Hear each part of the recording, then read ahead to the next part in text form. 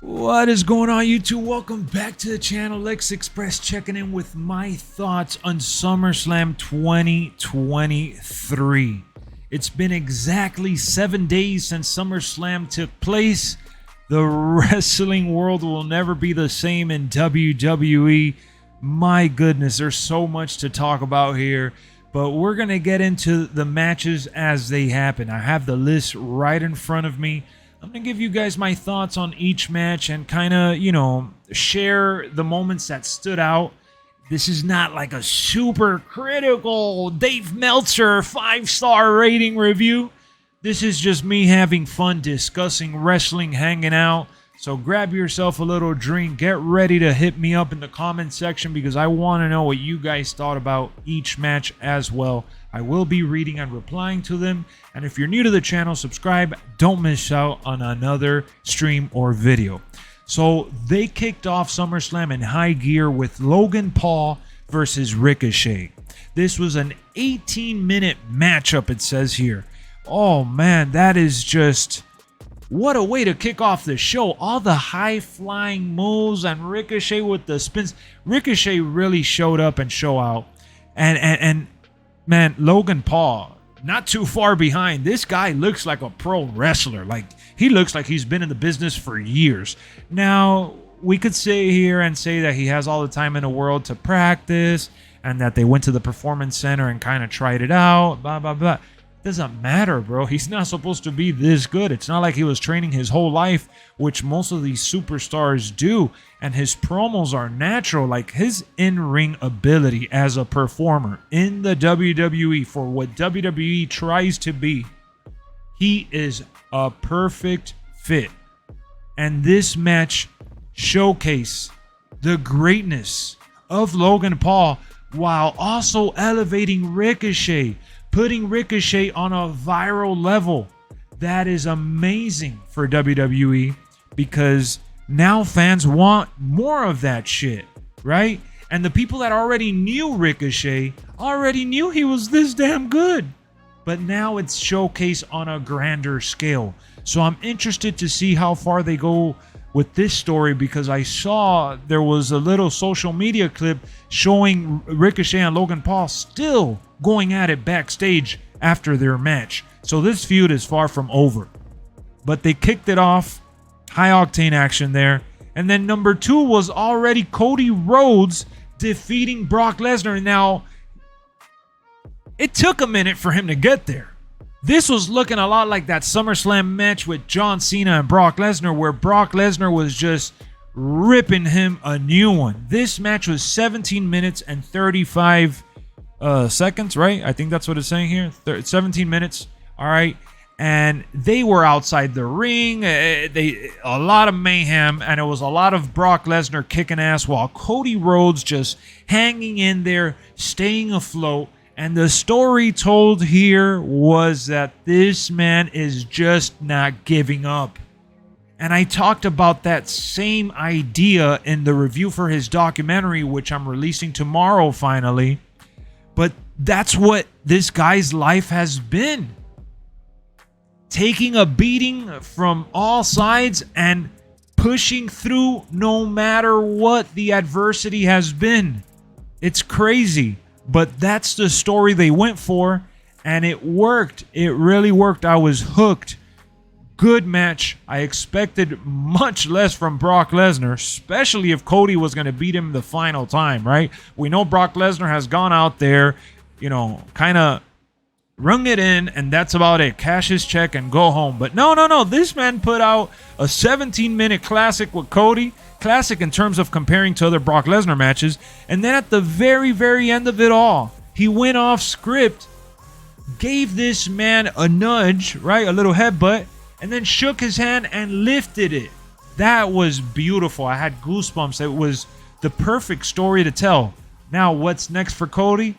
I'm thinking, hear me out, I'm thinking Cody should feud with Drew McIntyre, which we're going to talk about him a little later. But Cody Rhodes, Brock Lesnar put on a good SummerSlam performance, especially for it not having the pressure of being in, the main event match. They put on a classic for what our expectations were. LA Knight, man. My God. The third match of the night was the Slim Jim Battle Royal, and this was crafted for the LA Knight, movement. For sure. They didn't shy away from it. They teased others winning, and I felt like we had some really cool spots, and this Battle Royal wasn't a complete waste.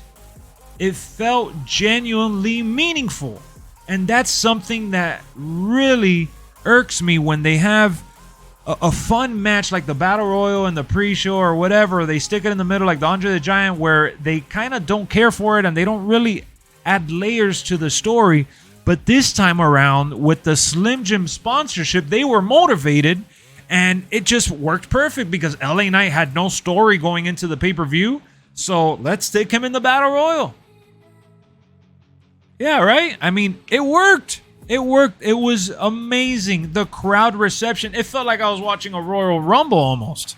So beautiful execution. Fun matchup there. And then this next one, the fourth match on the card, this one broke my heart because I'm a big fan of Ronda Rousey. I know, boo, boo, boo. And I'm a big fan of Shayna Baszler. Yay. I like Shayna Baszler, man. I think she's bad as hell. She was awesome in NXT. It really hasn't translated to the main roster. And Ronda Rousey was really trying to help her here, but I feel like they just didn't have enough time. And it's neither one of their fault because the spots that they did include in the match were cool and solid and all right and good overall, right? We saw some nice reversals, but they didn't go all in on the concept for the MMA rules, right? They should have done a cage. They should have removed maybe the rope, changed the mat of the ring. I don't know, just done something special and given them a little more time. 7 minutes to tell a lifelong rivalry, pretty much? No, WWE, that's a big L. You should have left that match for Raw if that was the case, and you should have put something else instead. Or extend the Slim Jim Battle Royal instead of 11 minutes, which is what it clocked in at. Put that match at like 20 minutes, 15 minutes or whatever, and take Ronda off the card and have her main event something else, or have her at Payback. But to put her at SummerSlam for 7 minutes, to use this as a filler bathroom break, they deserved a lot better in my opinion. And that was the most disappointing moment of the night. I can't sugarcoat it. As great as SummerSlam was, that was the, oh, my pizza's ready, let me get it out the oven. Or, oh, I gotta go take a leak, let me go to the concession stand, let me get my drink. That's what that match was. And I also read online that's when CM Punk was defending his title over at AEW, so maybe they did that like that on purpose. I don't know. Point is, blah. But as bad as that was, we were able to turn it around with match number 5, Gunther. Oh, and then Shayna defeated Ronda. Yeah, I didn't even mention that, but yeah, Shayna defeated Ronda. That's what the match was for. I thought I made that clear early on, but whatever. Gunther defeated Drew McIntyre, but that was another classic encounter by these two hard-hitting gentlemen. These guys, they really put on physical performances like there's no tomorrow. Gunther is just an instant classic waiting to happen. This guy can go. WWE is lucky to have him. He is one of the best intercontinental champions of the modern era. I don't remember anyone looking this good. He makes the title feel relevant, and it's like that main event match type of feel. Like he really is the Roman Reigns of the mid-card division, if that's what you want to label him as, which I've read it on in our Discord community, and I've read it online on Twitter. I get it. It's understandable. This guy is just a good storyteller, and he doesn't need much either. He is just literally, he's not even trying to be a bad guy. He's trying to protect this sacred sport that he passionately loves at all costs, and he doesn't want guys like a Drew McIntyre, Sheamus to come ruin the title. Now for Drew, on the other hand, I mentioned him a little bit during that Cody segment.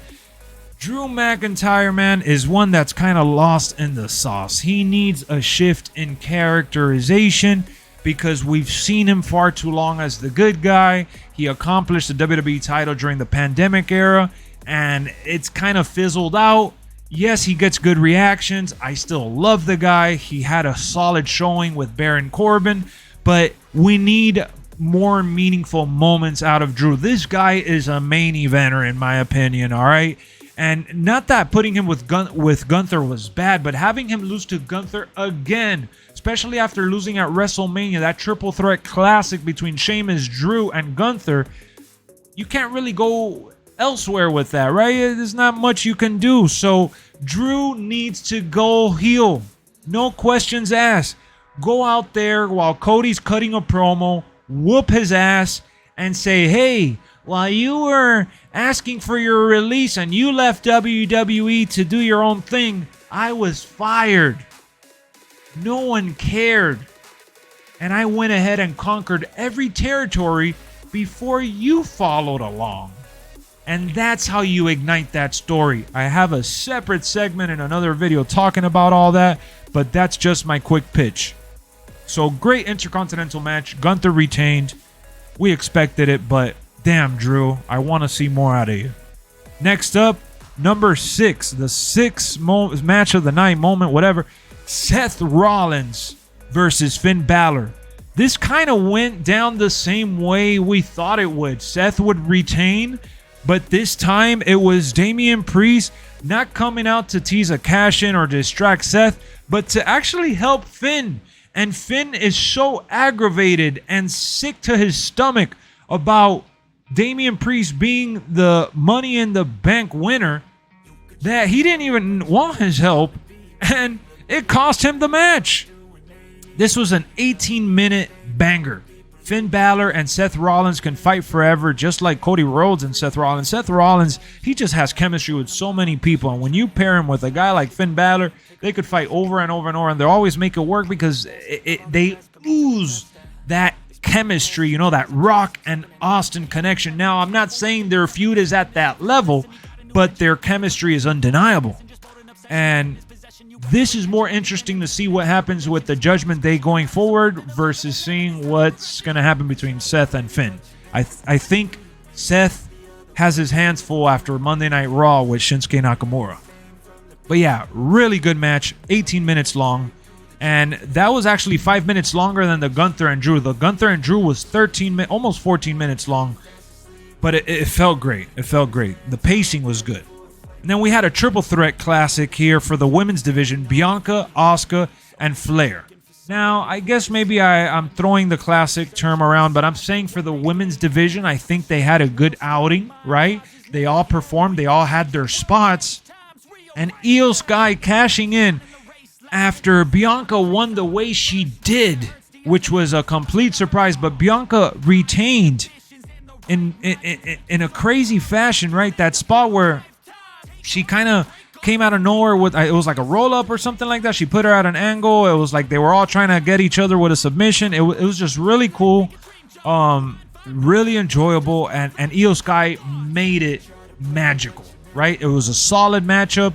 Good triple threat encounter, but it becomes a classic the moment you put in the Money in the Bank. This is a moment we won't ever forget for the women's division and for the Money in the Bank, for the history of the Money in the Bank briefcase in general. Very cool to see how Bayley is so supportive, and Dakota Kai also came out of nowhere from the crowd to celebrate with Io Sky. Great finale for that whole ordeal. Now, this next match, 36 minutes. Oh, man. 36. You already know what I'm talking about. I'm talking about Roman Reigns defeating Jey Uso. Ha!